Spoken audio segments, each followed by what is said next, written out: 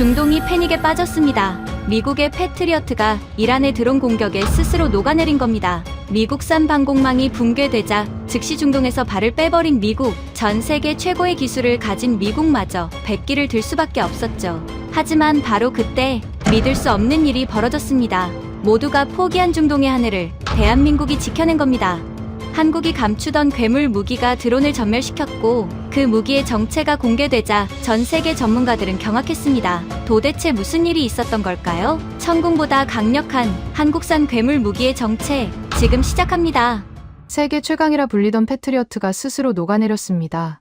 3000도의 화염이 발사관을 역류하며 회로를 태워버렸거든요. 남은 17발은 장전된 채 돌덩이가 됐어요. 3월 22일 새벽 3시 아부다비 외곽 지하 50m 벙커 아라즘 사막의 정막을 찍고 1급 공습경보가 울린 지 4분도 안 돼서 벌어진 일이었습니다. 처음엔 자폭 드론 3기였죠. 기습 선발대를 패트리어트가 요격하는 데 성공했을 때까지만 해도 모두가 안도의 한숨을 내쉬었어요. 하지만 그 안도는 정확히 6초 만에 증발했습니다. 화면에 과열 에러 창이 떴고 발사대 전체가 먹통이 됐거든요.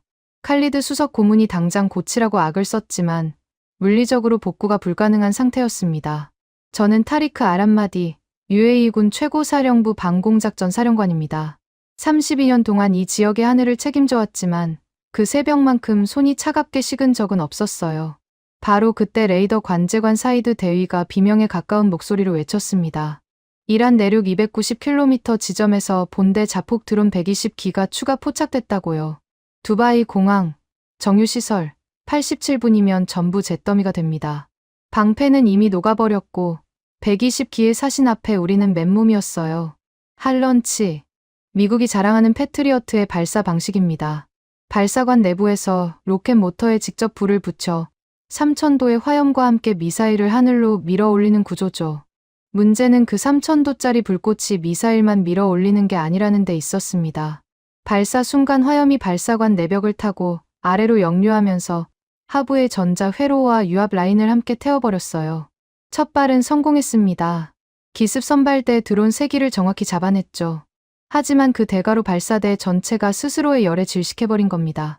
세계 최강이라는 무기가 세계 최강의 결함을 갖고 있었던 셈이죠. 저는 32년 동안 이 사실을 몰랐습니다. 아니, 알려고 하지 않았어요. 미국이 주는 건 의심 없이 받아들이는 게 이 지역 군인의 생존 방식이었거든요. 스크린에 찍힌 에러 창을 똑바로 쳐다볼 수가 없었습니다. 과열 연속 발사 불가, 빨간 글씨가 벙커의 푸른 조명 아래서 핏빛으로 번지고 있었어요. 칼리드 알카시미 수석 고문이 지휘석 앞까지 달려와 테이블을 내리쳤습니다. 손목에 파텍 필립이 철컹 부딪히는 소리가 경보음 사이로 또렷하게 들렸어요. 로키드 마틴 기술지원팀에 당장 연결해. 이 발사대 지금 즉시 복구시켜. 칼리드 고문이 목이 쉬도록 소리쳤지만 녹아붙은 금속 회로는 어떤 전화 한 통으로도 되살릴 수 있는 물건이 아니었습니다. 현장 정비병이 발사대 하부 패널을 열어젖혔을 때 검게 그을린 기판에서 플라스틱이 타는 악취가 피어올랐어요. 정비병의 얼굴이 하얗게 질렸습니다. 돌아서서 고개를 젓는 그 동작 하나가 모든 걸 말해주고 있었죠. 벙커 안의 공기가 달라졌습니다. 에어컨이 뿜어내는 서늘한 바람 속에 짙은 시가 냄새와 식은땀 냄새가 뒤엉켜 있었어요. 로키드 마틴의 낡은 인터페이스가 푸른 빛을 내뿜는 전술 통제 스크린. 그 위에 120개의 붉은 점이 천천히 그리고 확실하게 우리를 향해 남하하고 있었습니다. 사이드 대위가 헤드셋을 고쳤으며 보고를 이어갔어요. 이란 내륙 발사 원점 확인. 샤헤드-136 추정 자폭 드론 120기. 현재 속도 시속 200km로 남하 중입니다. 목소리가 떨리지 않으려고 억지로 힘을 주고 있다는 게 느껴졌습니다. 젊은 장교의 안간힘이 오히려 상황의 참혹함을 더 선명하게 드러냈어요. 120대 17. 아니, 120대 제로가 맞았습니다. 17발이 장전돼 있으나 쏠 수 없는 발사대는 이미 방패가 아니라 고철이었으니까요. 저는 주먹을 꽉 쥐었습니다. 손톱이 손바닥살을 파고드는 통증이 느껴졌지만 그 정도는 아무것도 아니었어요. 두바이 국제공항, 루아이스 정유단지, 자이드 발전소. 이 세 곳이 87분 뒤에 동시에 불타오르는 장면이 머릿속에서 또렷하게 그려졌습니다. 정유시설 하나만 타격당해도 국제 유가가 배럴당 $50는 뛸 겁니다. 공항이 무너지면 하루 30만 명의 여객이 발이 묶이죠. 숫자가 아니라 사람입니다.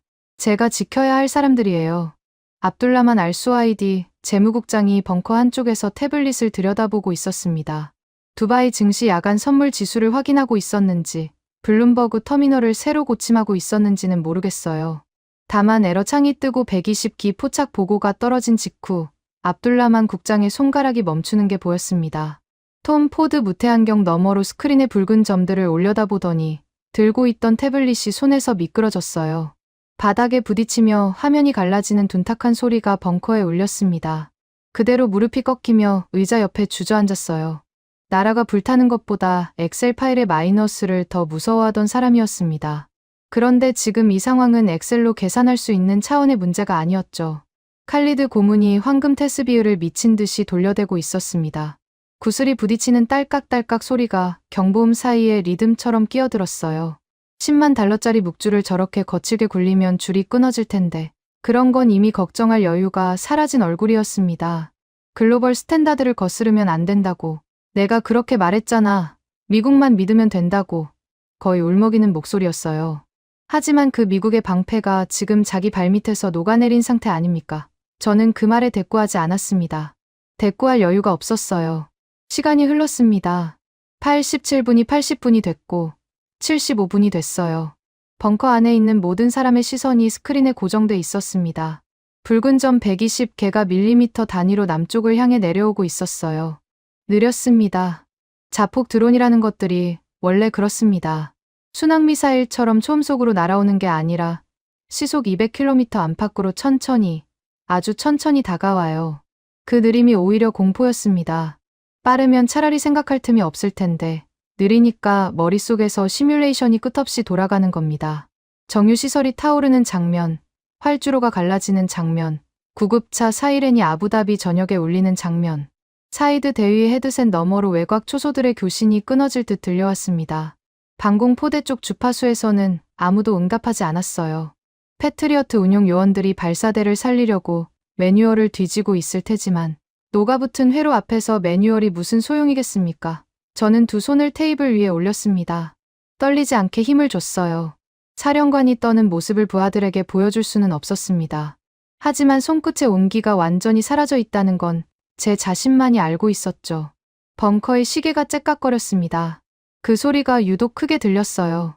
32년 군 생활에서 수십 차례 실전을 치렀고 훈련은 셀 수 없이 반복했습니다. 그때마다 머리 위에는 반드시 패트리어트가 있었어요. 미국이 팔아준 방패 아래서 잠들고 미국이 정해준 규칙 안에서 싸웠습니다. 돈은 우리가 냈지만 방아쇠는 미국이 쥐고 있었죠. 유지보수도 타격 승인 코드도 부품 하나까지 전부 미 중부사령부의 허락이 필요했습니다. 그걸 당연하게 여겼어요. 칸두라 주머니 속에 3년째 구겨진 채 들어있는 낡은 종이 한 장이 떠올랐습니다. 한국 안성시험장에서 천궁이라는 무기를 보고 돌아와 직접 쓴 보고서였어요. 미군 레이더 AN/MPQ-5 대비 열이, 실전 투입 불가 판단. 그때 저는 한국 무기를 콧방귀도 안 뀌고 묻어버렸습니다. 리제가 최고라는 확신이 있었으니까요. 그 확신이 3000도의 열에 녹아내린 지금 주머니 속 종이가 유독 무겁게 느껴졌습니다. 제 오만함이 만들어낸 족쇄였어요. 스크린 위의 붉은 점들은 멈추지 않았습니다. 70분, 65분. 카운트다운이 줄어들 때마다 벙커 안에 산소가 함께 줄어드는 것 같았어요. 아무도 입을 열지 않았습니다. 경보음과 시계 소리와 칼리드 고문의 묵주 소리만이 벙커를 채우고 있었어요. 120대 제로. 살아남을 방법이 보이지 않았습니다.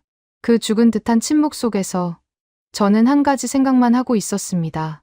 3000도의 화염이 녹여버린 건 발사대의 회로만이 아니었어요. 32년간 한 번도 의심하지 않았던 세계 최강이라는 이름표 자체가 그 새벽 함께 녹아 사라져버렸습니다. 패닉이 벙커를 삼키고 있었습니다. 저는 결단을 내려야 했어요. 미 중부사령부에 긴급 지원을 요청하는 수밖에 없었습니다. 패트리어트를 만든 나라, 패트리어트를 팔아먹은 나라, 그 나라에 매달리는 것 말고는 선택지가 보이지 않았거든요. 칸두라 소매 안쪽으로 식은땀이 흘러내리는 걸 느끼며 긴급 화상 한라인 연결을 지시했습니다. 손가락이 떨렸어요. 사령관의 손이 떨리는 모습을 보여주고 싶지 않았지만 그건 이미 숨길 수 있는 수준이 아니었습니다. 화면이 켜졌습니다. 미 중부사령부 사령관 마이클 T. 스미스 중장이 성조기를 배경으로 앉아 있었어요. 전장의 참혹함이 실시간으로 타전되고 있을 텐데 그 사내의 표정은 일요일 오후 골프장 클럽하우스에 앉아있는 사람과 다를 바가 없었습니다. 블랙커피를 한 모금 마시더니 턱을 괴고 화면을 들여다봤어요. 눈빛에 긴박함이라고는 한 톨도 없었습니다. 벙커에서는 경보음이 고막을 쥐어뜯고 있는데 화면 저편의 플로리다 템파 사무실은 고요했어요. 같은 시각, 같은 동맹, 완전히 다른 세계에 있다는 걸 그 화면 하나가 적나라하게 보여주고 있었습니다. 소장, 상황 보고는 접수했소. 스미스 중장이 커피잔을 내려놓으며 입을 열었습니다. 느긋했어요. 저는 속으로 기대를 걸었습니다. 미국은 동맹국입니다. 수십 년간 오일머니를 쏟아부으며 유지해온 혈맹이에요. 이 위기 앞에서 설마 등을 돌리겠습니까? 하르그섬 합동 작전이 진행 중이라 패트리어트 추가 배치는 72시간 뒤에나 가능하오. 스미스 중장의 입에서 떨어진 말은 지원 약속이 아니라 통보였습니다.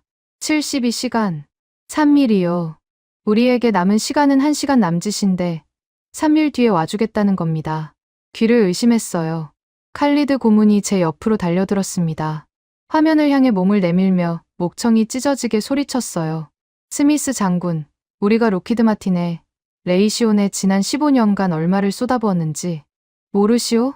연간 유지보수비만 8억 달러요. 8억 달러를 내고 이런 대접을 받아야 합니까? 칼리드 고문의 파텍 필립 시계가 화면 불빛에 번쩍였습니다. 10만 달러짜리 시계를 차고 돈 이야기를 하는 남자의 모습이 이상하게도 초라해 보였어요. 스미스 중장은 콧방귀를 뀌었습니다. 문자 그대로 콧방귀였어요. 코끝을 찡긋하며 커피잔을 다시 집어들더니 한 모금을 더 마셨습니다. 8억 달러라는 숫자가 저 사내에게는 아침 커피값만큼의 감흥도 주지 못하는 게 분명했어요. 그 다음에 스미스 중장의 입에서 나온 말이 저를 완전히 얼어붙게 만들었습니다. 정 급하면 방법이 하나 있긴 하지. 잠깐 기대가 스쳤어요. 스미스 중장이 커피잔을 테이블에 내려놓고 화면을 정면으로 응시했습니다. 프리미엄 긴급 배치 요금 30%를 지금 당장 승인해 주시오. 선결제 조건이오. 심장이 쪼그라드는 것 같았어요. 나라가 타오르기 직전인데 불 끄는 값을 올려받겠다는 겁니까? 동맹의 생존이 아니라 청구서를 들이미는 겁니다. 칼리드 고문의 테스비우가 멈췄어요. 압둘라만 국장이 바닥에서 고개를 들어 화면을 올려다봤습니다. 벙커 안에 모든 사람이 같은 표정을 짓고 있었어요. 배신. 이건 명백한 배신이었습니다. 그 순간 벙커 가장 안쪽, 조명이 닿지 않는 어둠 속에서 묵묵히 전황을 지켜보고 계시던 분이 일어서셨습니다. MBG 대통령이었어요. 셰이크 모하메드 빈 자이드 알 나으얀. 어떤 상황에서도 언성을 높이지 않는 분이죠. 대통령의 시선이 스크린 속 스미스 중장의 얼굴 위에 멈췄습니다. 3초였을까요? 5초였을까요? 시간이 늘어지는 것 같았어요. 대통령이 고개를 아주 천천히 끄덕이셨습니다. 옆에 서 있던 의정관이 즉시 움직였어요. 화상 연결이 일방적으로 끊겼습니다. 스미스 중장의 느긋한 얼굴이 검은 화면 속으로 사라졌어요. 40년 혈맹의 통신선이 끊어지는 데는 1초도 걸리지 않았습니다. 벙커에 순간적인 공백이 흘렀습니다. 미국이라는 거대한 뒷배가 사라진 공백이었어요. 칼리드 고문은 황금 테스비유를 쥔 채 얼어붙어 있었고 압둘라만 국장은 바닥에 앉은 자세 그대로 허공을 보고 있었습니다. 저 역시 등줄기를 타고 흐르는 식은땀을 느끼면서도 다음 수를 떠올리지 못하고 있었어요. 방패가 녹았고 동맹마저 등을 돌렸습니다. 120기의 자폭 드론은 여전히 남아 중이었고 카운트다운은 멈추지 않았어요. 바로 그때 지휘소 철문이 열렸습니다. 최고급 실크 스카프를 두른 백인 남성이 서류 가방을 들고 성큼 걸어 들어왔어요. 장 리크 들롱. 프랑스 방산업체 MBDA의 중동 수석 부사장이었습니다. 냄새가 먼저 왔어요. 고급 향수 냄새가 벙커의 기름때와 식은땀 냄새를 밀어내며 번졌습니다. 들롱은 위기를 냄새 맡고 달려온 하이에나의 정확한 본능을 갖고 있었어요. 미국이 빠진 빈자리를 채우겠다며 테이블 위에 계약서를 딱 펼쳐놓았습니다. 유럽은 조건 없이 함께합니다. MBDA의 아스터-30 방공 시스템, 최신 사양으로 풀 패키지를 제안하겠소. 목소리에 자신감이 넘쳤어요. 위기의 순간을 기회로 뒤집는 데 단련된 장사꾼의 말투였습니다. 잠깐, 정말 잠깐이지만 한 줄기 빛이 보이는 것 같았습니다. 미국이 안 되면 유럽이 있다. 프랑스 무기가 미제만큼은 아니더라도 지금 당장 쓸 수 있는 대안이 된다면 그걸로 충분하지 않겠습니까? 압둘라만 국장이 바닥에서 일어나 계약서 쪽으로 다가갔어요. 톰 포드 안경을 고쳐 쓰고 조항을 훑기 시작했습니다. 납기 항목에서 국장의 손가락이 멈췄어요. 납기일 최소 24개월 소요? 압둘라만 국장의 목소리가 갈라졌습니다. 24개월. 2년입니다. 우리에게 남은 시간이 1시간도 안 되는데 2년 뒤에 무기를 보내주겠다고요? 들롱의 얼굴에는 한치의 동요도 없었어요. 이미 알고 들어온 겁니다. 당장 줄 물건은 없다는 걸 뻔히 알면서 위기에 빠진 고객의 서명부터 받아내려는 속셈이었죠. 들롱이 계약서를 밀며 미소를 지었습니다. 지금 서명하시면 1년 단축도 논의 가능합니다. 뻔뻔했어요. 1년을 단축해도 12개월입니다. 지금 이 벙커에 떨어지는 카운트다운은 분 단위인데 월 단위를 논하고 있었어요. 칼리드 고문이 갑자기 눈빛을 바꿨습니다. 뭐라도 잡아야 한다는 공포가 판단력을 먹어치운 얼굴이었어요. 서명합시다. 타리크. 일단 서명부터 해놓으면 미국에 대한 협상 카드도 되지 않겠소? 저는 칼리드 고문을 돌아봤습니다. 이 사람은 진심으로 이 종이가 우리를 살려줄 거라고 믿고 있었어요. 당장 쏠 수 있는 미사일 한 발 없는 계약서가 120기의 드론을 어떻게 막아준단 말입니까? 서방이라는 것들이 이런 겁니다. 미국은 돈을 더 내라고 했고 유럽은 돈을 먼저 내라고 했어요. 형식만 달랐지 본질은 같았습니다. 피 흘리는 동맹을 앞에 놓고 계산기를 두드리는 거죠. 정유시설이 타오르든 공항이 무너지든 저들에게 중요한 건 계약서 하단의 서명란이었어요.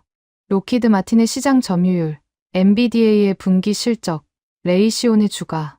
우리의 목숨은 저들의 엑셀 파일에서 한 칸짜리 변수에 불과했던 겁니다. 들롱이 만년필을 꺼내 테이블 위에 올려놓았습니다. 검은색 몽블랑이었어요. 그 반들거리는 펜촉이 벙커의 비상 조명 아래서 번뜩이는 게 묘하게 칼날처럼 보였습니다. 저는 그 펜을 쳐다봤어요. 이걸 잡으면 당장은 마음이 편해지겠죠. 뭐라도 한 것 같은 착각이 들 테니까요. 하지만 24개월 뒤에 도착할 무기로 지금 하늘에 떠있는 120기를 잡을 수는 없었습니다. 그때 벙커의 통신 단말기에서 수신음이 울렸어요. 참모가 종이 한 장을 뜯어 제게 건넸습니다. 미 중부사령부의 공식 서면 통보였어요. 로키드 마틴 타 작전 투입으로 최소 72시간 내 지원 절대 불가. 절대 불가라는 네 글자가 종이 위에서 검게 빛나고 있었습니다. 화상으로 들은 통보를 서면으로 다시 못 박은 겁니다. 도망갈 구멍조차 남겨두지 않겠다는 뜻이었어요. 저는 그 종이를 쥔 채 스크린을 올려다봤습니다. 붉은 점 120개가 여전히 남아하고 있었어요.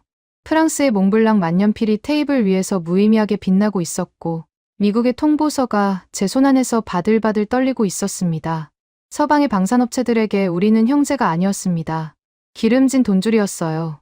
피가 흐르는 전장에서조차 저들이 본 건 시장 점유율과 프리미엄 요금뿐이었습니다. 벙커의 경보음이 한층 더 거세졌어요. 카운트다운 숫자가 줄어들고 있었습니다. 저는 칸두라 주머니 속의 낡은 종이 한 장을 무의식적으로 만졌어요. 3년 전 한국 안성에서 돌아와 직접 쓴 폄하 보고서. 그때 콧방귀를 뀌며 묻어버렸던 이름이 문득 머릿속을 스쳤습니다. 카운트다운이 73분을 찍었습니다. 벙커 천장의 스피커에서 2차 경고음이 울려 퍼졌어요. 1차 경보와는 소리 자체가 달랐습니다. 더 짧고, 더 날카롭고, 더 다급했어요. 사이드 대위가 헤드셋을 고쳤으며 드론 편대의 현재 좌표를 갱신했습니다. 120기가 대형을 유지한 채 시속 200km로 남아 중이라는 보고가 다시 한번 떨어졌어요. 변한 건 아무것도 없었습니다. 미국은 72시간 뒤에나 온다고 했고 프랑스는 24개월짜리 종이 쪼가리를 내밀었어요. 들롱의 몽블랑 만년필이 아직도 테이블 위에 놓여 있었지만 아무도 그쪽을 쳐다보지 않았습니다.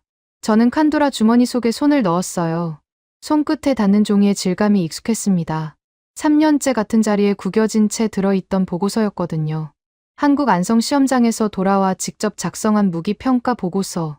LIG 넥스원 천궁2, ANM PQ-65 레이더 대비 열의, 실전 검증 미비, 도입 불가 판단. 제가 쓴 문장이었습니다.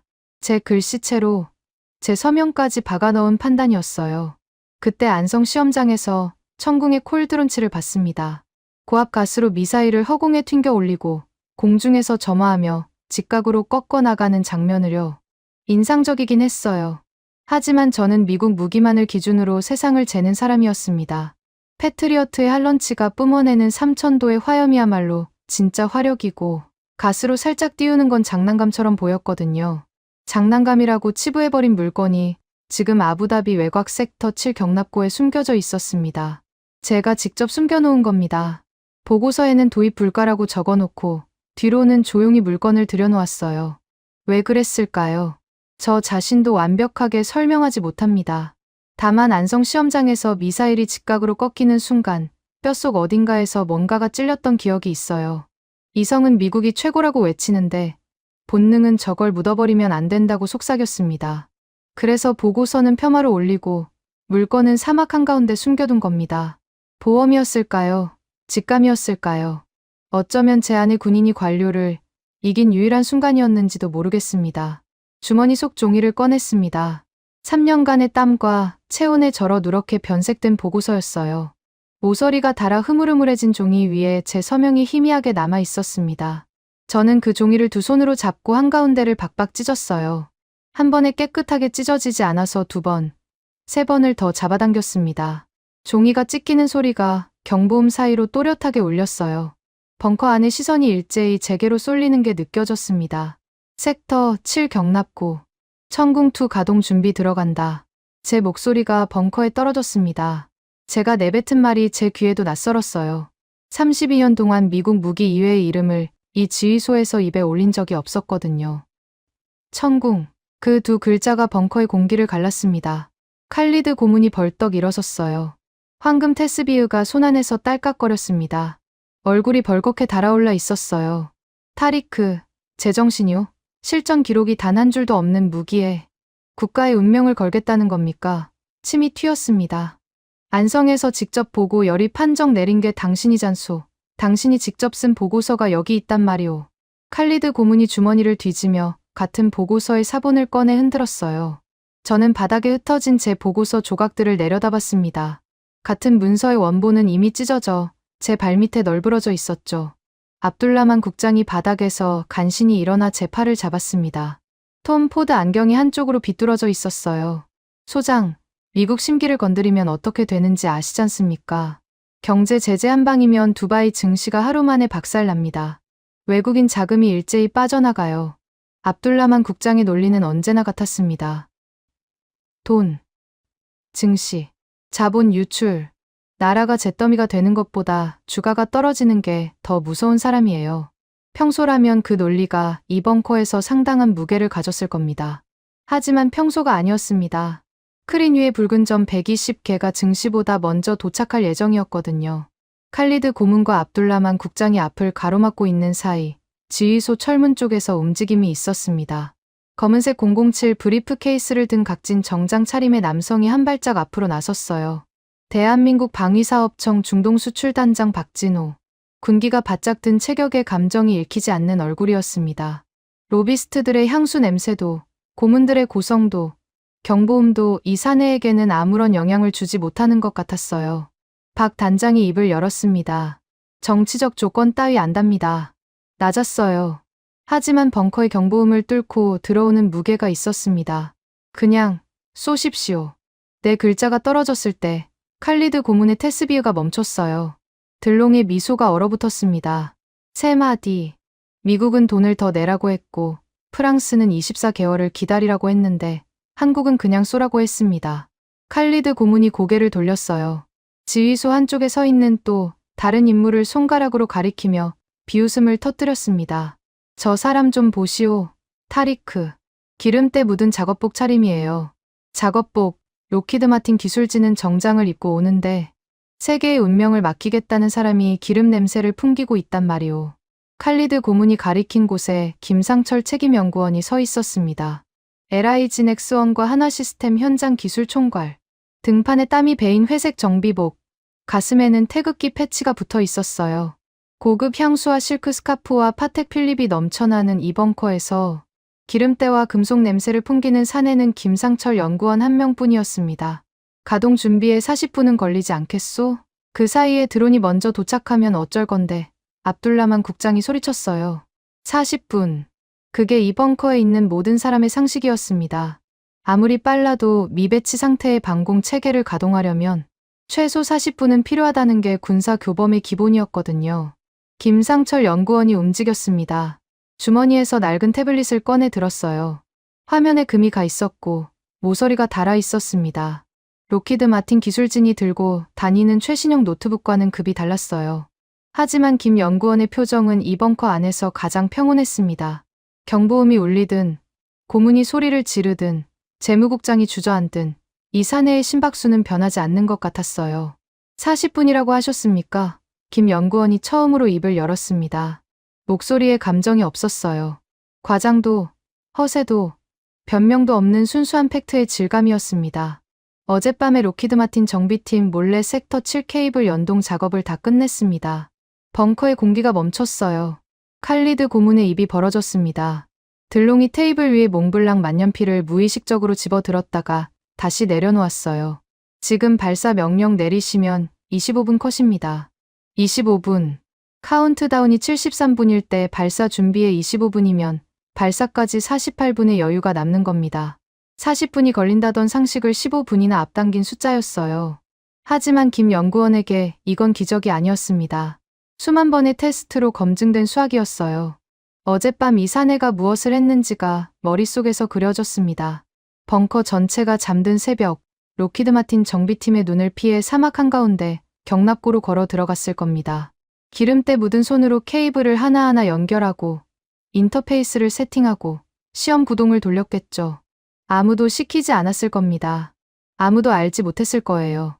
조용히, 묵묵히 혼자서 전쟁 준비를 끝내놓은 겁니다. 칼리드 고문의 얼굴에서 핏기가 빠졌습니다. 반론을 준비하려는 듯 입술이 달싹거렸지만 말이 나오지 않았어요. 40분이라는 무기를 빼앗긴 셈이었거든요. 압둘라만 국장도 마찬가지였습니다. 경제 제재를 외치던 입이 굳게 닫혔어요. 숫자를 무기로 쓰는 사람이 더 정확한 숫자 앞에서 할 수 있는 일은 없었습니다. 이태만 지사장이 고문들 사이를 비집고 들어왔어요. 덥수룩한 수염에 느긋한 미소가 걸려 있었습니다. 아랍 전통차 카락티를 현지인보다 잘 끓이는 중동통이죠. 살벌한 분위기 속에서도 이 사내의 여유는 어디서 오는 건지 모르겠어요. 이 지사장이 얇은 서류 봉투를 테이블 위에 슬며시 밀어 넣었습니다. 기술 사양서와 실사격 데이터 요약본이었어요. 들롱의 24개월짜리 계약서 바로 옆에 놓였습니다. 같은 테이블 위에 놓인 두 장의 종이가 이렇게 다를 수 있다는 게 묘했어요. 한쪽은 2년 뒤의 약속이었고 한쪽은 25분 뒤의 현실이었습니다. 저는 펜을 집어 들었습니다. 들롱의 몽블랑이 아니라 테이블 위에 굴러다니던 벙커 비품 볼펜이었어요. 이태만 지사장이 밀어 넣은 서류의 승일란에 서명을 갈겼습니다. 펜촉이 종이에 긁히는 소리가 벙커에 울렸어요. 칼리드 고문이 테스비유를 쥔 채 벽에 등을 기대며 고개를 떨궜습니다. 압둘라만 국장은 깨진 태블릿 화면을 멍하니 내려다보고 있었어요. 들롱은 테이블 위에 몽블랑 만년필을 소리 없이 집어 양복 안주머니에 넣었습니다. 24개월짜리 계약서는 아무도 건드리지 않은 채 테이블 위에 남았어요. 김상철 연구원이 태블릿을 한 손에 쥐고 지휘소를 나섰습니다. 기름때 묻은 정비복 등판이 철문 너머로 사라졌어요. 섹터 7 경납고를 향해 걸어가는 그 뒷모습에서 서두름도 긴장도 읽히지 않았습니다. 수만 번 해온 일을 수만 한 번째 하러 가는 사람의 걸음이었어요. 박진호 단장이 검은 브리프 케이스를 들고 그 뒤를 따랐습니다. 이태만 지사장이 벙커에 남은 고문들을 한번 둘러보고는 씩 웃으며 철문 쪽으로 몸을 돌렸어요. 스크린 위에 카운트다운이 48분을 가리키고 있었습니다. 25분 뒤면 발사 준비가 끝납니다. 23분의 여유가 생기는 셈이었어요. 저는 찢어진 보고서 조각들이 흩어진 바닥을 내려다봤습니다. 3년간 제 주머니 속에서 족쇄처럼 매달려 있던 종이가 이제 발밑에 쓰레기가 돼 있었어요. 오만했던 과거가 조각나 바닥에 널브러진 꼴이었습니다. 저는 그 조각들을 밟고 지나가 지휘석에 앉았어요. 스크린을 정면으로 응시했습니다. 붉은 점 120개가 여전히 남아하고 있었지만 심장 박동이 달라져 있었어요. 공포가 아니었습니다. 결단의 무게였습니다. 말만 번지르르한 강대국의 바짓가랑이를 놓고 기름때 묻은 한국 엔지니어의 거친 손을 잡은 순간이었어요. 섹터 7 경납고에서 김상철 연구원이 떠난 지 정확히 22분이 지났습니다. 벙커 안에는 숨소리조차 허락되지 않는 정적이 내려앉아 있었어요. 스크린 위의 카운트다운은 26분을 가리키고 있었고 붉은 점 120개는 사거리 경계선을 향해 흔들림 없이 내려오고 있었습니다. 사이드 대위가 드론 편대의 잔여 거리를 갱신할 때마다 벙커의 공기가 한 겹씩 더 무거워지는 게 느껴졌어요. 25분 컷이라고 했습니다. 김 연구원이 그렇게 말했죠. 22분이 지났으니 3분이 남은 셈입니다. 저는 지휘석에 앉아 두 손을 무릎 위에 올려놓고 있었어요. 떨리지 않았습니다. 공포가 사라진 게 아니라 결단이 공포를 눌러버린 거였어요. 칼리드 고문은 벽에 기댄 채 바닥을 보고 있었고 압둘라만 국장은 깨진 태블릿을 무릎 위에 올려놓은 자세 그대로 미동이 없었습니다. 들롱은 이미 벙커에서 사라진 뒤였어요. 24개월짜리 계약서만 테이블 위에 덩그러니 남아있었죠. 24분째 통신 단말기에서 수신음이 울렸습니다. 김상철 연구원의 목소리가 스피커를 통해 벙커에 퍼졌어요. 천궁2, 전 발사대 가동 완료. 사격 통제 연동 확인. 발사 대기 중입니다. 감정이 없었습니다. 흥분도, 긴장도, 허세도 없는 보고였어요.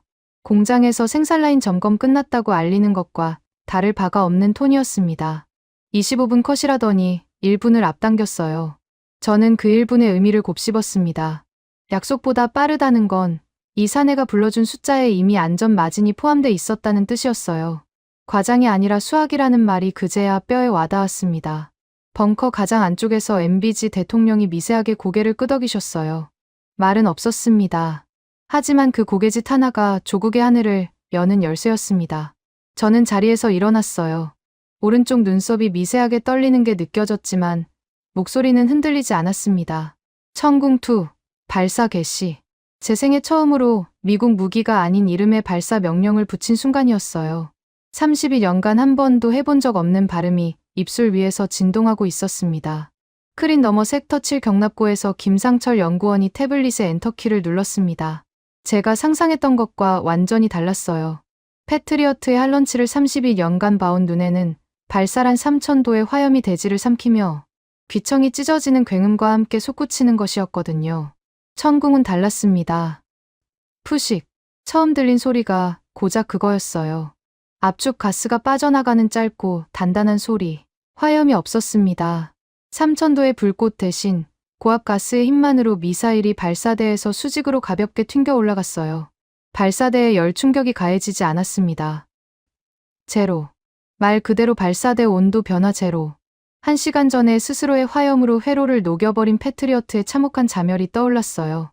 같은 방공 미사일인데 이쪽은 발사대를 태우지 않고 쏘는 방법을 알고 있었던 겁니다.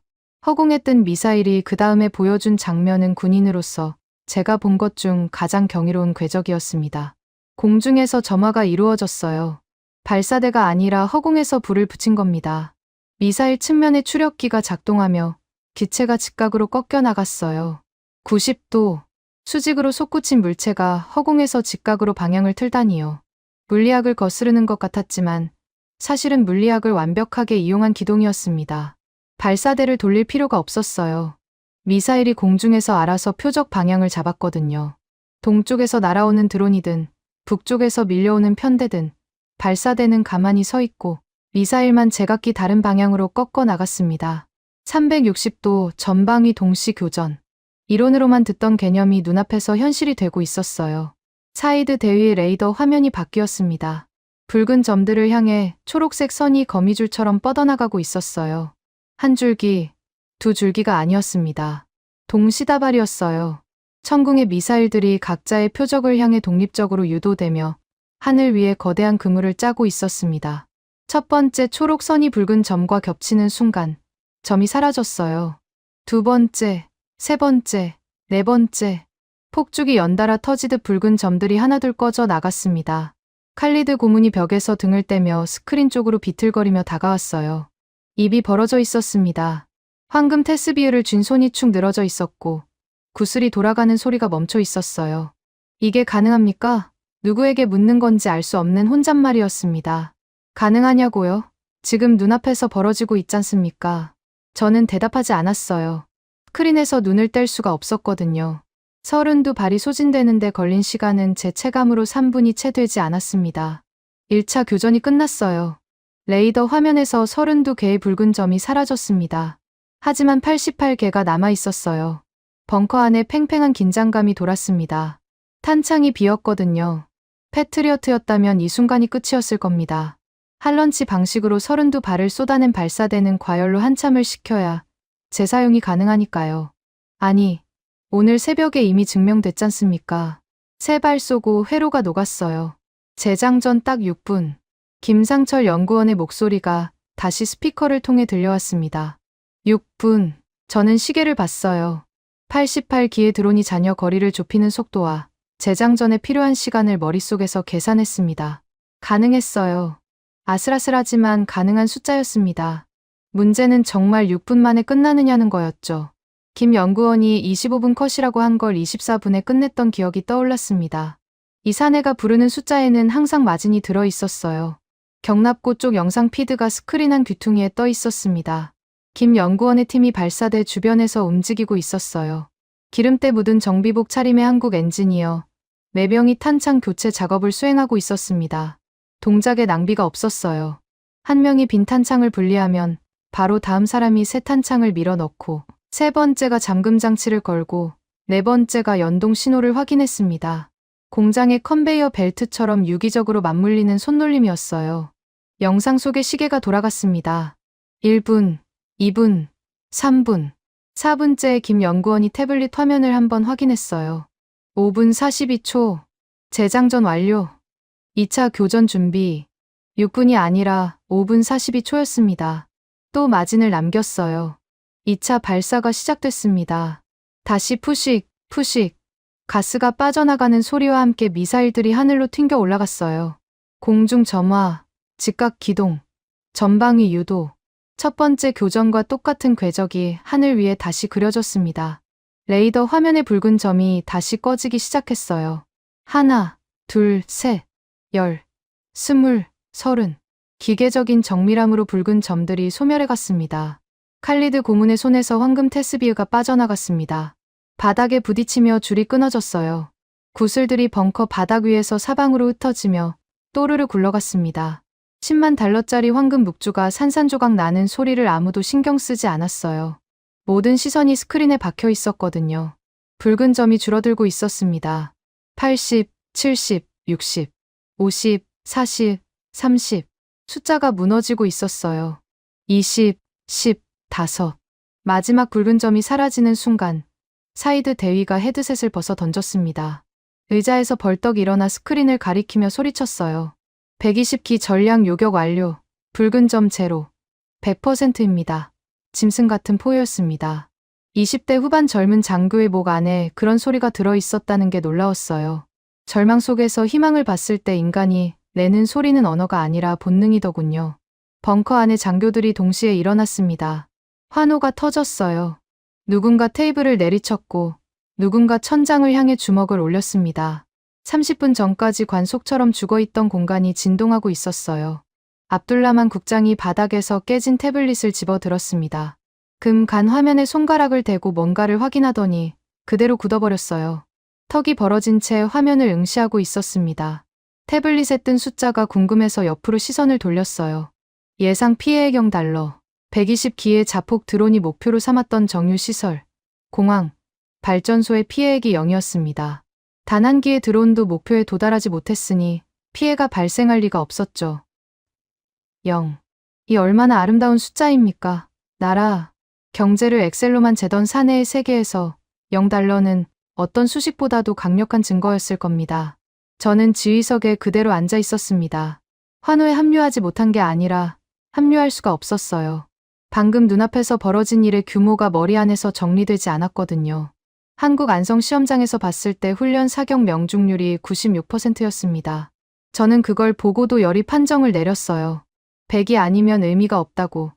4%의 실패 확률이 실전에서는 치명적이라고 보고서에 적었습니다. 96이라는 숫자가 한국의 지독한 겸손이었다는 걸 그때는 몰랐어요. 훈련장에서 일부러 극한 조건을 걸어 실패 데이터를 수집하고 그 데이터로 시스템을 깎고 또 깎아 실전에서 100을 만들어내는 나라였던 겁니다. 실전 레이더에 찍힌 숫자는 소름 끼치도록 완벽한 100이었어요. 단일 기에 오차도 없었습니다. 스크린 구석에 경납고 영상 피드에서 김상철 연구원이 보였습니다. 태블릿을 허벅지 옆에 축 늘어뜨린 채 발사대 옆에 서 있었어요. 환호도, 미소도, 어떤 감정 표현도 없었습니다. 방금 120기의 드론을 하나도 남기지 않고 소멸시킨 사람의 얼굴이 아니었어요. 공장에서 생산라인 점검을 마치고 퇴근 준비를 하는 사람의 표정이었습니다.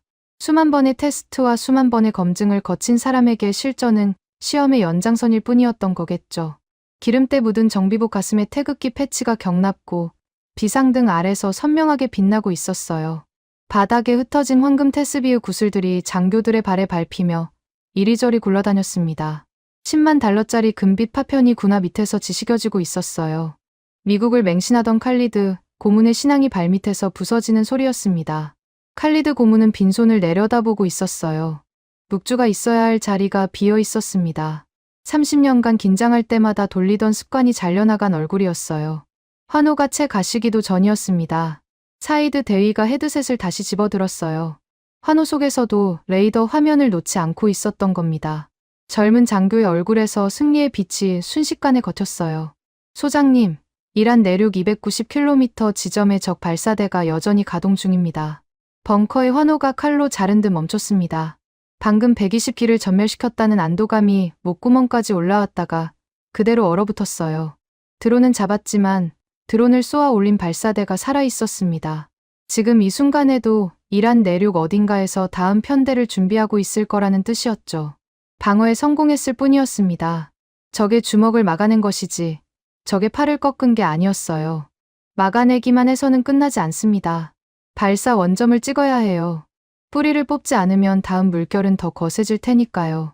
저는 자리에서 일어났습니다. 지휘석에서 스크린까지 네 걸음을 걸었어요. 이란 내륙의 좌표가 붉은 삼각형으로 깜빡이고 있었습니다. 290km. 천궁의 방어 사거리 밖이었어요. 방패로는 닿지 않는 거리였습니다. 칼이 필요했어요. 섹터 7 경납고 가장 안쪽 구역. 하나 천무 17기 덮개를 벗겨라. 제 입에서 명령이 떨어졌습니다. 천무 K239 하나 디펜스가 만든 다연장 로켓 시스템이었어요. 천궁이 방패였다면 천무는 칼이었습니다. 사거리 290km를 넘기는 칼. 경납고 가장 깊은 곳에 방수포를 덮어둔 채 숨겨져 있던 물건이었죠. 저는 그것도 천궁과 함께 들여놓았습니다. 보고서에는 없는 무기, 미국이 모르는 무기, 이 사막 아래 묻어둔 비수였어요. 명령이 떨어지자마자 벙커 메인 스크린이 번쩍였습니다. 끊겼던 화상 연결이 되살아난 게 아니었어요. 미 중부사령부 쪽에서 강제로 회선을 뚫고 들어온 겁니다. 스미스 중장의 얼굴이 화면에 나타났습니다. 2시간 전 블랙커피를 마시며 턱을 괴고 있던 느긋한 표정이 완전히 사라져 있었어요. 사색이었습니다. 입술이 하얗게 질려 있었고 성조기 앞에 자세도 흐트러져 있었어요. 천궁이 120기를 전멸시킨 실시간 데이터가 펜타곤에 이미 도착한 게 분명했습니다. 자기들이 팔아먹은 패트리어트가 녹아내리는 동안 한국 무기가 100% 요격을 증명해버렸으니 그 충격이 어떠했을지는 스미스 중장의 핏기 빠진 얼굴이 전부 말해주고 있었어요. 타리크 소장, 천무를 발사하면 그에 상응하는 결과가 있을 거요. 스미스 중장의 목소리가 갈라져 있었습니다. 2시간 전에 거드름은 간데없었어요. F-35 부품 공급을 즉시 중단하겠소. 미제 장비 전체의 정비 지원도 끊겠소. 오늘부로 전면 차단이요.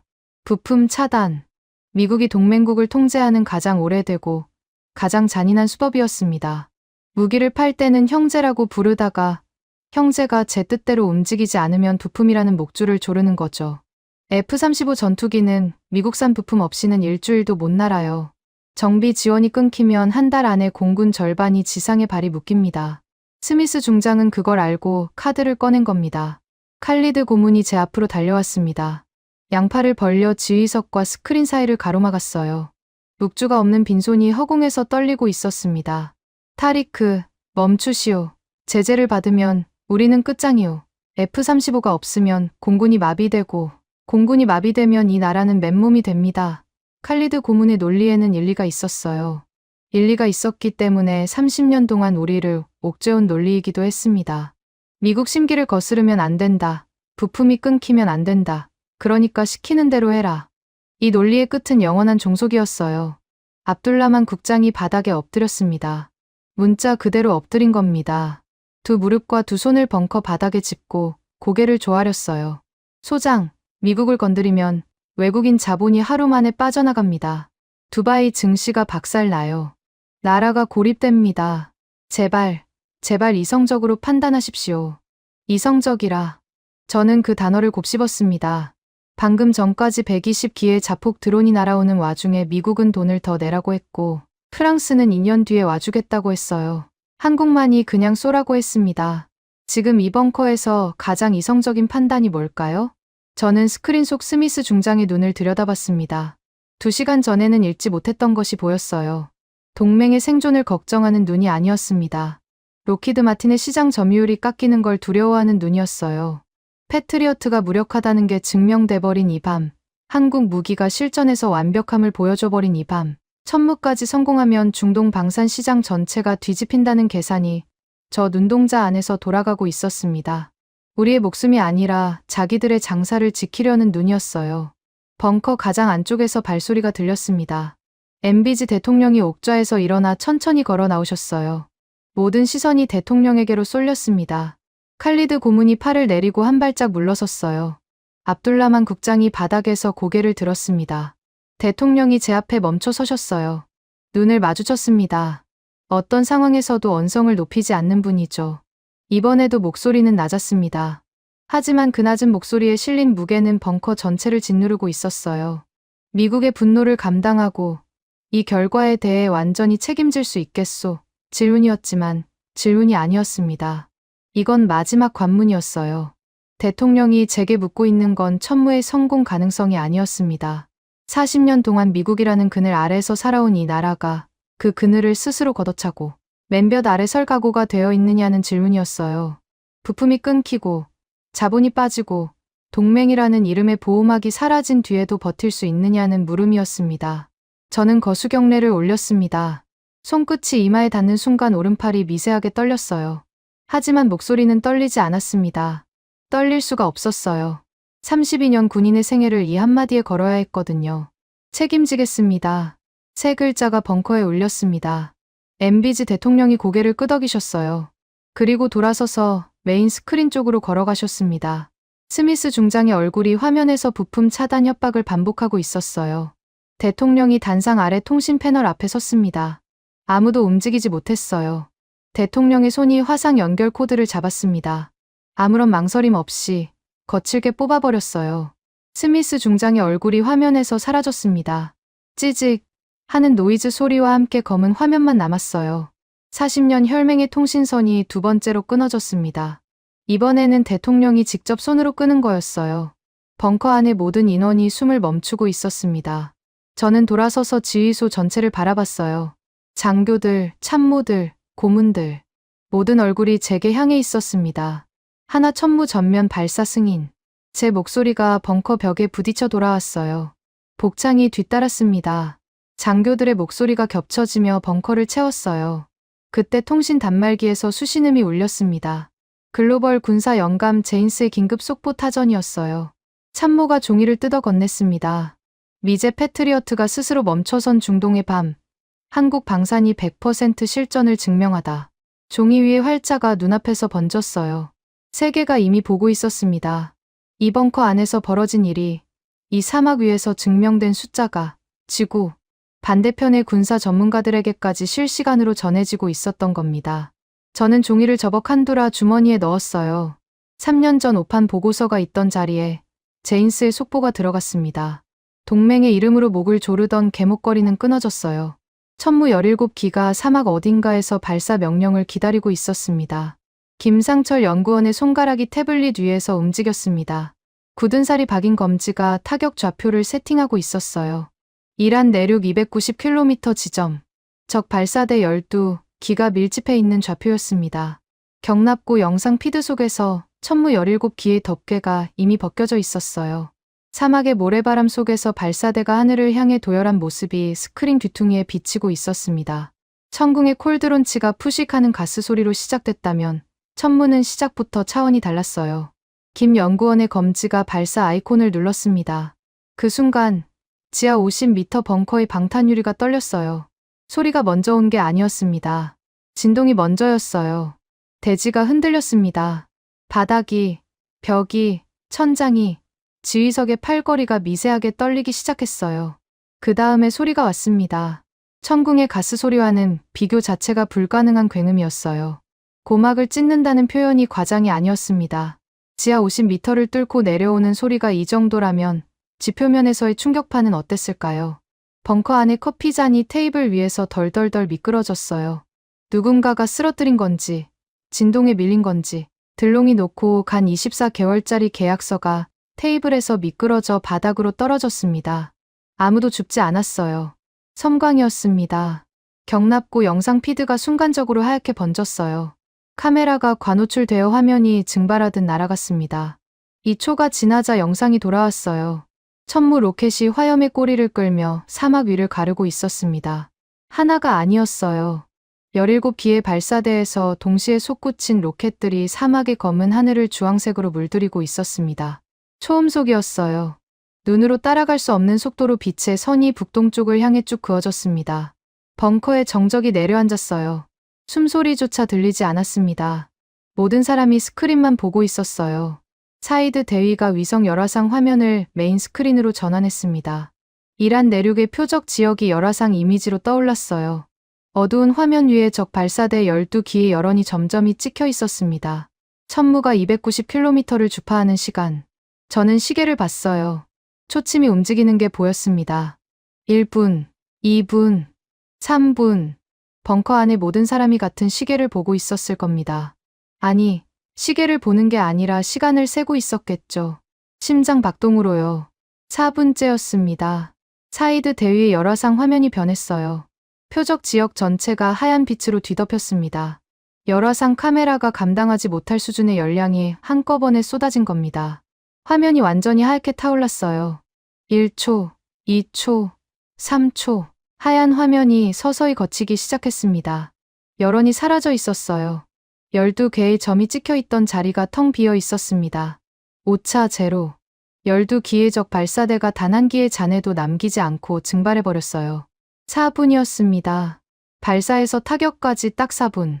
290km 밖의 표적을 4분 만에 지워버린 겁니다. 저는 지휘석 팔걸이를 쥐고 있었어요. 손에 힘이 들어가 있다는 걸 그제야 깨달았습니다. 방금 본 장면이 실제인지 확인하려는 듯 사이드 대위를 돌아봤어요. 대위가 열화상 화면을 재확인하고 입을 열었습니다. 표적 12기 전량 파괴 확인. 잔존 열원 제로입니다. 또 제로였어요. 천궁의 요격률이 100%였고 천무의 파괴율도 100%였고 아군의 피해액도 0달러였습니다. 이 밤에 모든 숫자가 완벽한 원을 그리고 있었어요. 타격 성공을 확인한 직후 박진호 단장이 무전기를 집어들었습니다. 검은 007 브리프 케이스를 한 손에 쥔 채 무전기를 입에 대고 짧게 말했어요. 전환 작전 개시. 로키드 마틴 회선 물리적 차단. 목소리가 낮고 단단했습니다. 이미 정해져 있던 수순인 듯 한치의 머뭇거림도 없었어요. 방어도 끝났고 공격도 끝났습니다. 이제 남은 건 이 사령부의 심장을 바꾸는 일이었어요. 현지 장교 6명이 지휘소를 빠져나가 복도를 달렸습니다. 군화 소리가 벙커 통로에 울려 퍼졌어요. 목적지는 메인 서버실이었습니다. 펜타곤과 이 사령부를 연결하는 데이터 케이블이 뿌리를 내리고 있는 심장부요. 저는 스크린의 보안 카메라 피드를 서버실 화면으로 전환했어요. 장교들이 서버실 철문을 열고 안으로 뛰어들어가는 장면이 보였습니다. 서버실 내부는 미국의 추수판이었습니다. 로키드 마틴 로고가 박힌 서버렉이 벽면을 따라 줄지어 있었고 굵은 데이터 케이블이 천장과 바닥을 거미줄처럼 연결하고 있었어요. 40년간 이 케이블을 통해 미 중부사령부의 명령이 흘러들어왔습니다. 부품 발주도, 정비 일정도, 타격 승인 코드도 전부 이 선을 타고 왔죠. 이 케이블이 곧 목줄이었어요. 돈은 우리가 냈지만 사령부의 두뇌는 미국이 쥐고 있었습니다. 장교 한 명이 서버렉 뒤로 들어갔어요. 로키드 마틴 로고가 찍힌 굵은 메인 케이블을 양손으로 잡았습니다.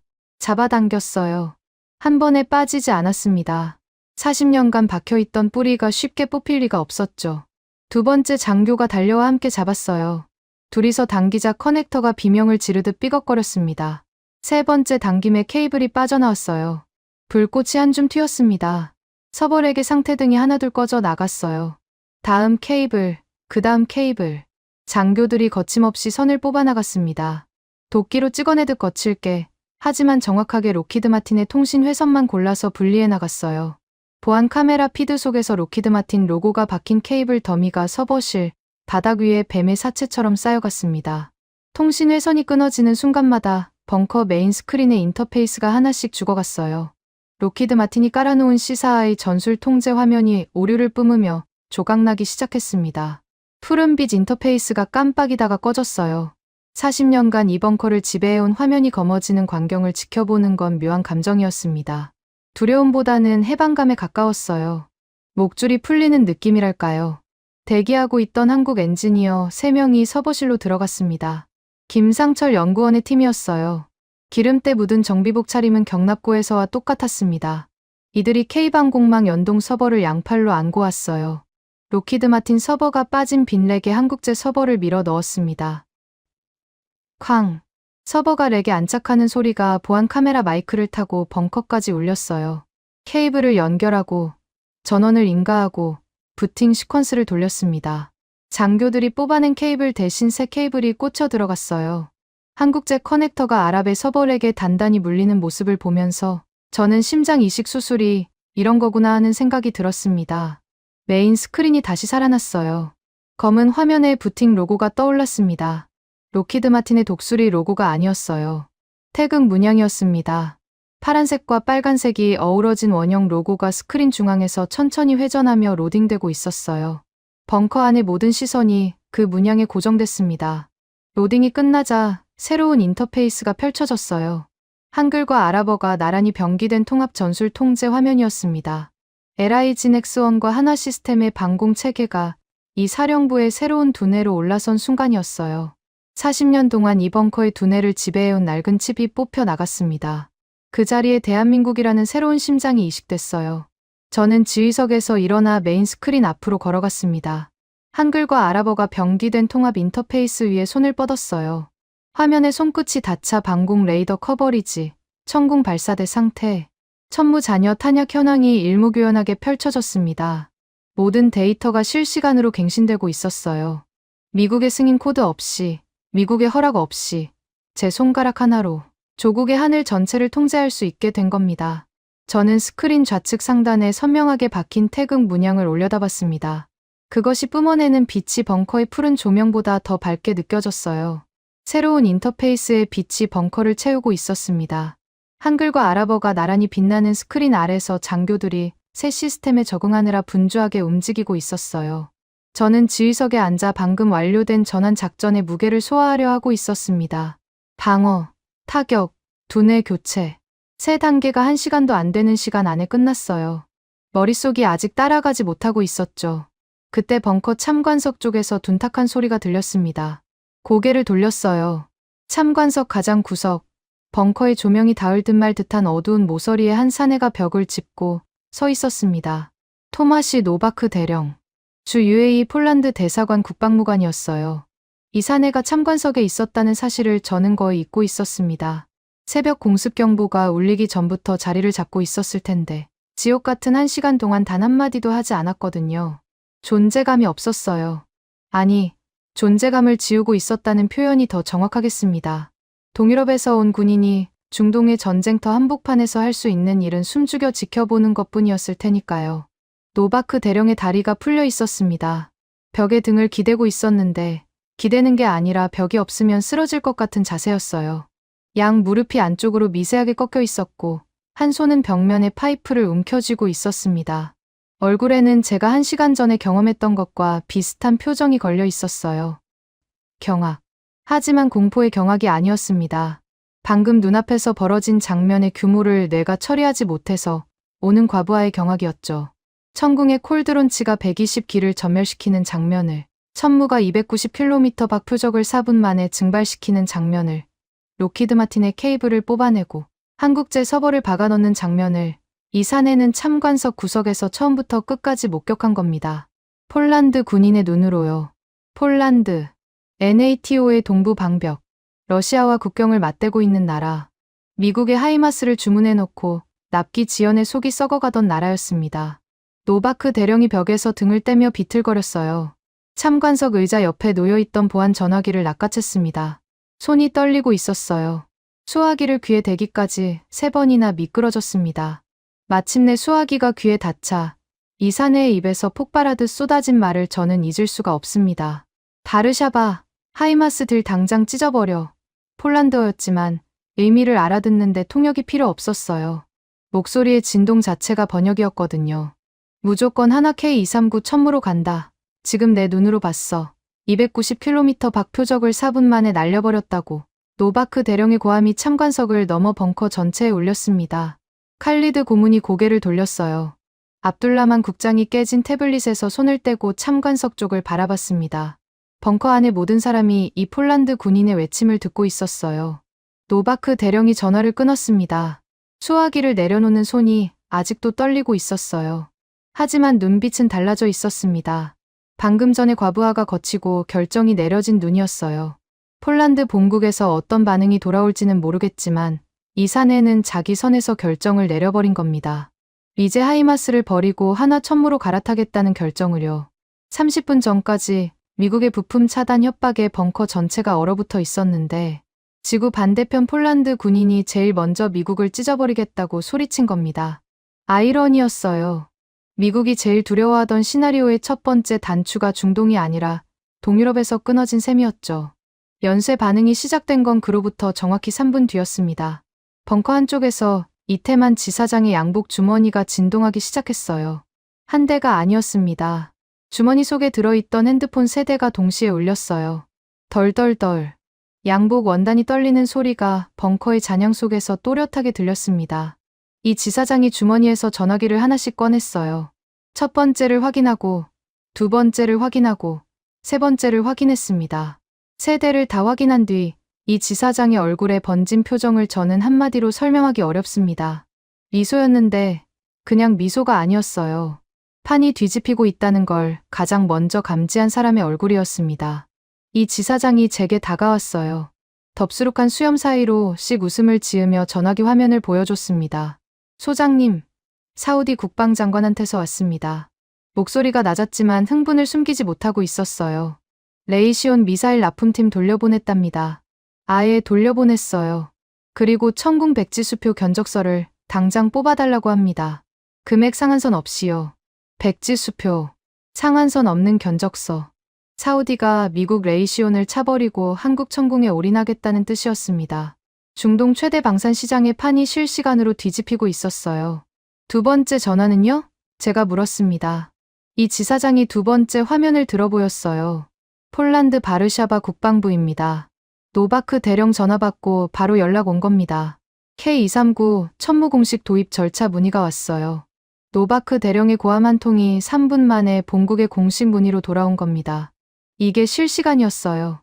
전쟁터에서 터진 성능 데이터가 통신선을 타고 지구 반대편까지 날아가 국방 정책을 뒤흔드는데 3분밖에 안 걸렸습니다. 이 지사장이 세 번째 화면도 보여줬어요. 발신지를 확인하는 순간 눈이 커졌습니다. 아부다비 주재 루마니아 대사관이었어요. 이건 예상 밖이었습니다. 루마니아까지 이 새벽에 움직이기 시작한 겁니다. 10분이 지나지 않아 보안 카메라에 정문 쪽 영상이 떴습니다. 야밤에 검은 세단 한 대가 사령부 외곽 도로를 미친 듯이 달려오고 있었어요. 헤드라이트가 사막의 어둠을 가르며 게이트를 향해 직진했습니다. 루마니아 국방 특사였어요. 이 새벽에 차를 몰고 달려온 겁니다. 게이트에서 신원 확인이 끝나자마자 차가 아부다비 한국 대사관 방향으로 꺾어졌어요. 대사관 철문을 두드리며 K방산 연합구매, 대기열에 이름을 올리겠다고 다급하게 소리치는 장면이 보안 카메라에 잡혔습니다. 야밤에 대사관 문을 두드리는 외국 특사라니요. 이게 지금 현실에서 벌어지고 있는 일이었어요. 저는 스크린에서 눈을 떼고 벙커 전체를 둘러봤습니다. 1시간 전, 이 벙커는 관이었어요. 패트리어트가 녹아내리고 120기의 드론이 날아오는 상황에서 모두가 죽은 듯이 침묵하고 있었죠. 지금 이 공간은 완전히 다른 세계였습니다. 스크린에는 태극 문양의 통합 인터페이스가 빛나고 있었고 통신 단말기에서는 쉴 새 없이 수신음이 울렸어요. 사우디, 폴란드, 루마니아, 줄이 서고 있었습니다. 한국이라는 이름 앞에 줄이 서고 있었어요. 그때 통신 단말기에 또 다른 수신이 들어왔습니다. 참모가 종이를 뜯어 제게 건넸어요. 미국 내 주요 언론 속보였습니다. 스미스 중장이 맹폭격을 받고 있었어요. 동맹국이 공격받는 상황에서 부품 차단 협박을 했다는 사실이 새어나간 겁니다. 워싱턴의 여론이 들끓고 있었어요. 의회에서 청문회 요구가 터져 나왔고 펜타곤 대변인이 긴급 브리핑에 내몰렸습니다.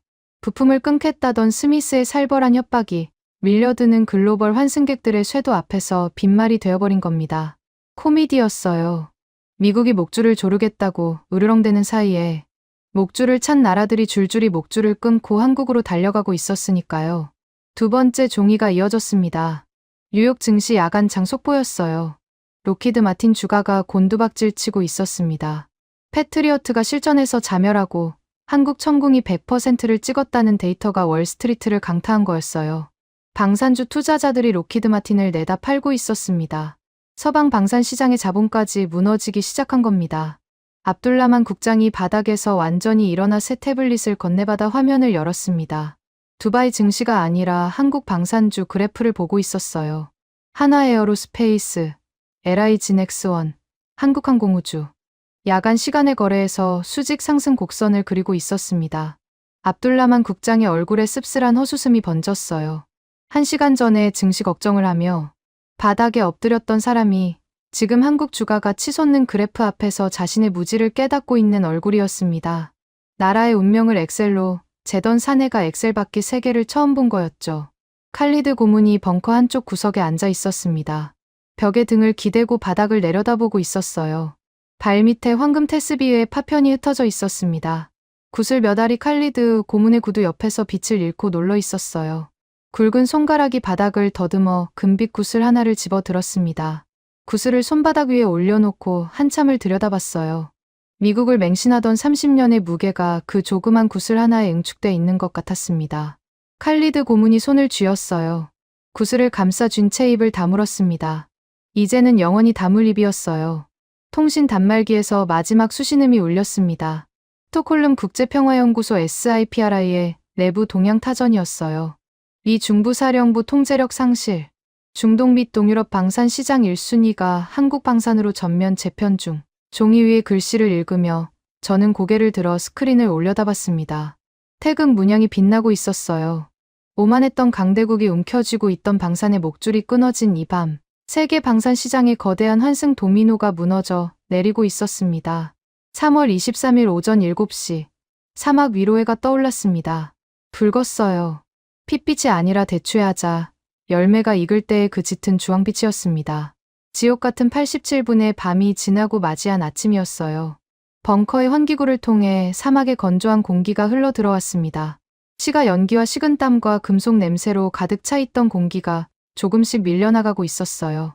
장교들의 얼굴에 밤새 내려앉아 있던 긴장의 그림자도 함께 거치는 것 같았습니다.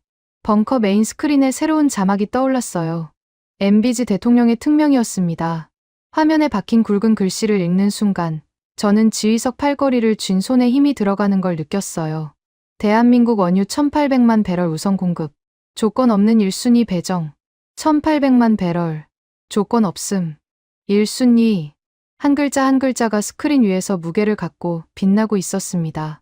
1순위의 자리는 비어있던 게 아니었어요. 누군가를 밀어내야 생기는 자리였습니다. 사이드 대위가 스크린 하단의 배정 변경 내역을 불러왔어요. 일본이었습니다. 40년 가까이 UAE 원유 배정 1순위를 한 번도 내준 적이 없던 나라였죠. 그 일본이 3순위로 밀려나 있었어요. 1순위에서 3순위로의 강등은 외교적 수사로 포장할 수 있는 수준이 아니었습니다. 사실상 후순위 통보였어요. 이 밤, 일본은 아무것도 하지 않았거든요. 미국 패트리어트가 녹아내리는 동안 침묵했고, 한국 천궁이 하늘을 지키는 동안에도 침묵했습니다. 위기의 순간에 존재하지 않았던 동맹은 보은의 순간에도 존재할 자격이 없었어요. MBG 대통령이 의정관을 대동하고 벙커를 나서셨습니다. 나서시기 직전 대통령의 시선이 스크린 좌측 상단의 태극 문양에 잠깐 멈췄어요. 1초도 되지 않는 짧은 시선이었지만 그 안에 담긴 의미는 모든 외교 문서보다 무거웠습니다. 어떤 상황에서도 언성을 높이지 않는 분이 끝까지 언성을 높이지 않은 채 행동으로만 모든 결론을 내린 밤이었어요. 전황이 마무리됐습니다. 장교들이 교대 근무에 들어가고 정비병들이 장비 점검에 나섰어요. 통신 단말기의 수신음도 뜸해지기 시작했습니다. 벙커가 서서히 일상의 리듬을 되찾아가고 있었어요. 저는 지휘석에서 일어났습니다. 다리가 뻣뻣했어요. 몇 시간을 앉아 있었는지 감각이 없었거든요. 스크린을 한 번 더 확인했습니다. 붉은 점은 단 하나도 남아있지 않았어요. 레이더 화면은 깨끗했습니다. 이 깨끗함이 얼마나 많은 사람의 손에서 만들어진 건지 저는 이제야 비로소 실감하고 있었습니다. 벙커를 나섰어요.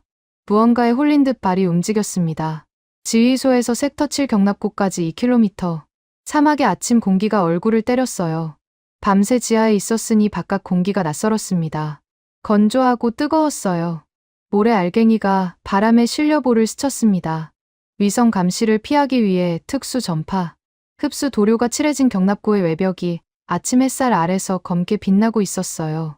이 사막 한가운데의 검은 상자 안에 어젯밤 조국의 하늘을 지켜낸 모든 것이 들어 있었습니다. 경납고 안으로 들어갔어요. 천무 발사대가 도열해 있는 구역을 지나 가장 깊은 곳으로 걸어 들어갔습니다.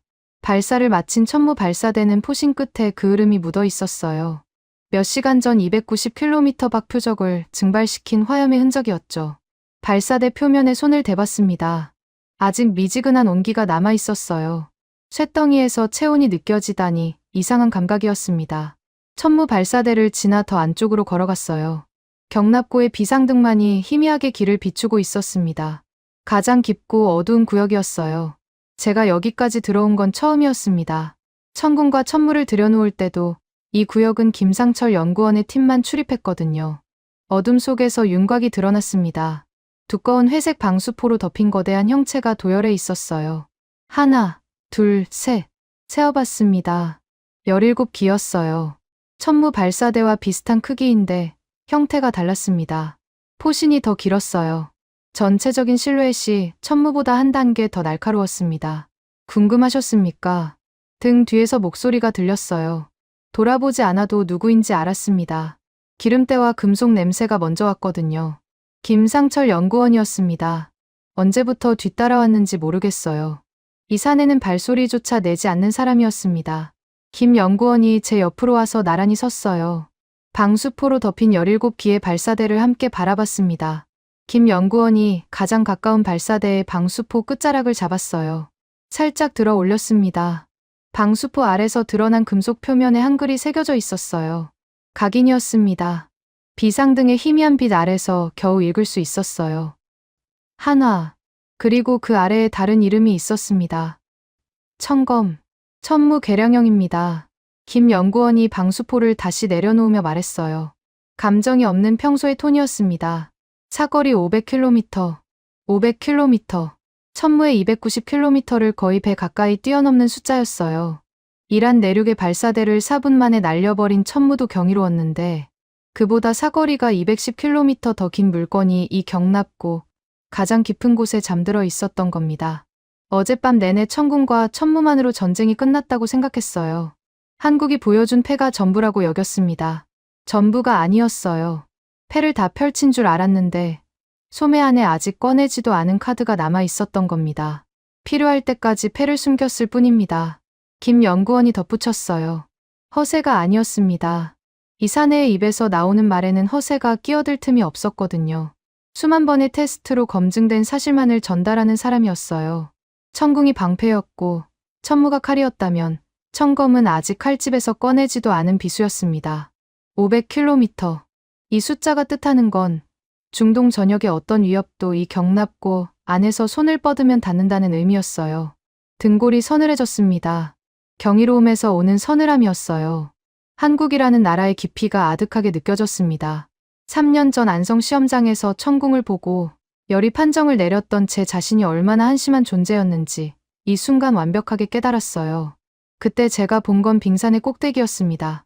수면 아래 잠겨있는 빙산의 몸통이 얼마나 거대한지 저는 상상조차 하지 못했어요. 콜드론치 하나로 방패를 만들고 초음속 로켓으로 칼을 벼리고 500km짜리 비수를 소매 안에 숨겨둔 나라. 그 모든 걸 기름때 묻은 정비복 차림의 엔지니어들이 묵묵히 만들어낸 나라였습니다. 저는 깊게 고개를 끄덕였습니다. 말이 필요 없었어요. 김 연구원도 말이 없었습니다.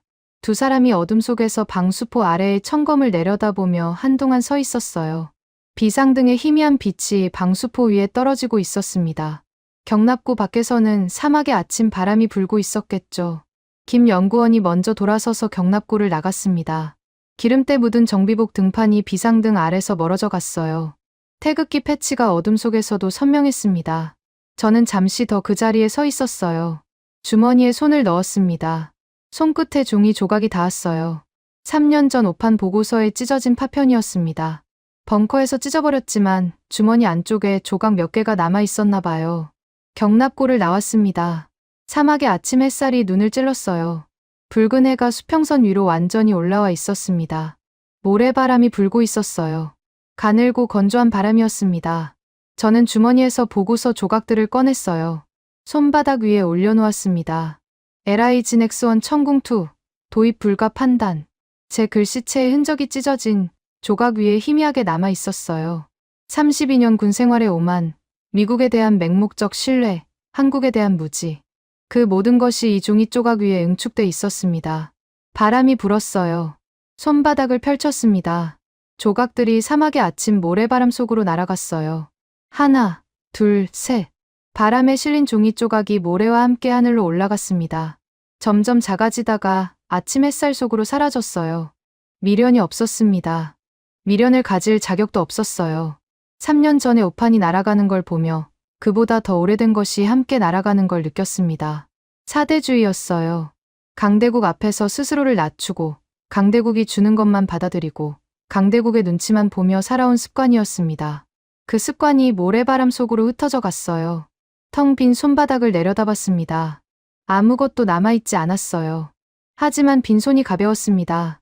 어젯밤 한국이 이 사막에 남기고 간 것은 미사일도, 로켓도, 서버도 아니었어요.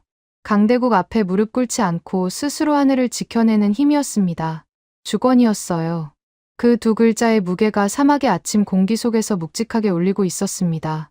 저는 경납고를 등지고 벙커 쪽으로 걸음을 옮겼어요.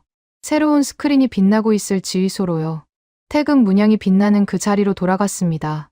지금까지 여러분의 영원한 말동무, 감동을 더하다 였습니다. 세계를 놀라게 한 대한민국. 다음 영상에서도 계속됩니다.